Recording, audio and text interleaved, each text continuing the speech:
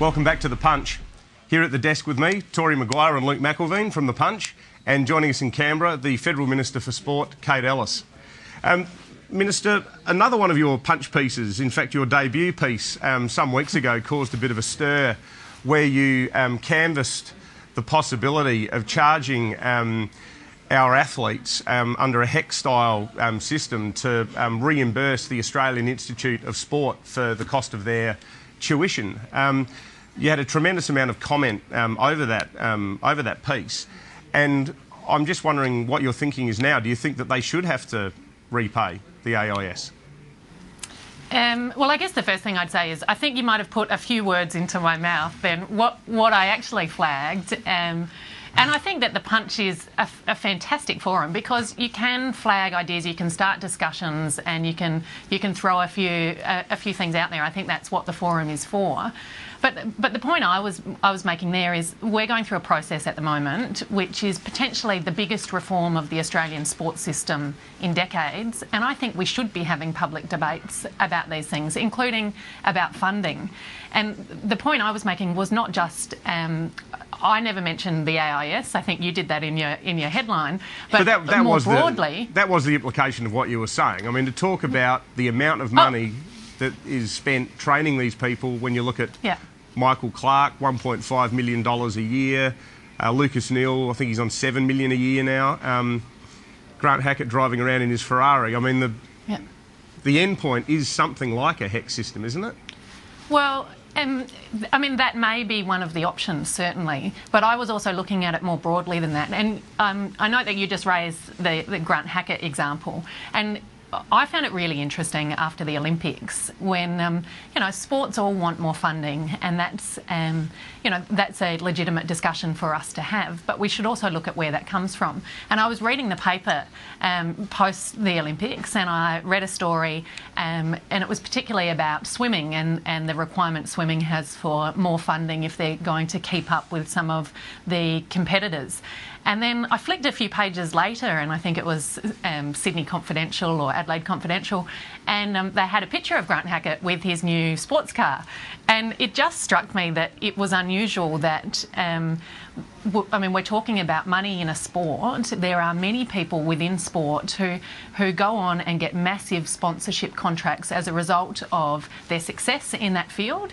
And I guess I was flagging whether people thought it was legitimate that the sports themselves might set up a system where some part of those sponsorship contracts of the super successful athletes might flow back to the sport. It might flow back to a club. Clubs put a lot of money into development of players. I'd be really interested if any of the administrators of those clubs thought that that they might want to look at a way that they can reinvest some of that money back into junior sport, back into promoting more champions. Yeah. To answer your question, and sorry, I've just got back on my high horse, I recognise, but to answer your question, this independent expert panel, which we've got currently looking into the reforms to propose for Australian sport, are expected to report back within weeks to the government, and I've then committed to publicly responding to that in the very near future. So I'm not going to preempt getting the report, but I think it's an interesting debate.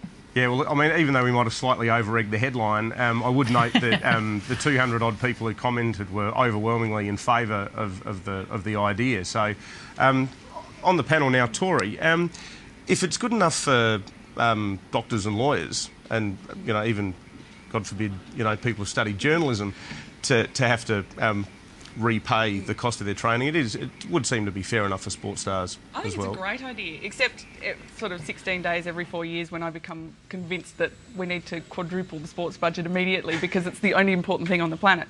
But the issue that I have with it is that I don't think it would make a huge amount of difference, because I reckon, I don't know, but I would reckon that of every 100 people that go through the AIS, maybe 1 or 2 might make some money out of their sport. Most of them go through life having to pull beers or wrap groceries or stock shelves or do something or, you know, bankrupt their parents just so that they can get to go to world championships or, you know, the Olympics. And so while I agree that there is something wrong with the picture of people like Michael Clark. I mean, I find his whole lifestyle to be pretty extraordinary.